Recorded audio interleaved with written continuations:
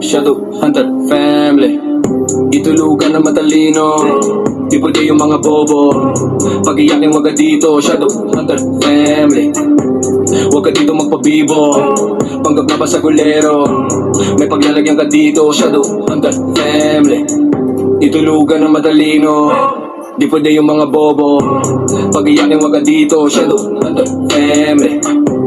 Huwag ka dito magpabibo, panggap na ba sa gulero? May paglalagyan ka dito, Shadow Saglit na tahimik sa tawa, pero pag nagalit tumanda ka na. Huwag mo subukan, tangin na minuto kang may mura. Sina Chatsky at Negra, pa sa gulero na may karisma. Handang pumalag kahit sino, kaharap ko sa'kin maman ng pamilya. Si Mata tahimik lang sa gilid, pero kita lahat ng galaw. Isang tingin pa lang niya, alam na kung sino peke at hunaw. Di pala salita, pero solid pag umaksyon. Pag si Mata ang tumingin, tapos na ang ilusyon. Si Uban di babaero, medyo busy sa negosyo. Pag babae di seryoso, di rin yan interesado. Kay JD kayo mauubusan, kwentuhang may kapupulutan.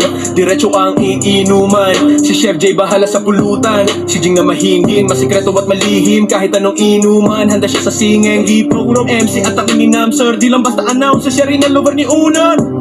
Binek, si Bonet masyadong malikot, paikot-ikot, pero kahit ganon, di nakalimot. Pag-usapang airplay, si Bonet hindi ko ripot. Kami man, si Kate man nagsalita, laban sa panggap na basta gulero. May anti-fem, may mananapat pa silang grupo. Walang ganap kundi tumahol ang mga bobo. Pag siya nang walang utak yung pinakan yung grupo. Shadow Hunter Family. Itulugan na matalino, di pwede yung mga bobo. Pag-iyakin wag ka dito, Shadow Hunter Family. Huwag ka dito magpabibo, panggap na ba sa gulero? May paglalagyan ka dito, Shadow Hunter Family. Itulugan na matalino, di pwede yung mga bobo. Pag-iyakin wag ka dito, Shadow Hunter Family.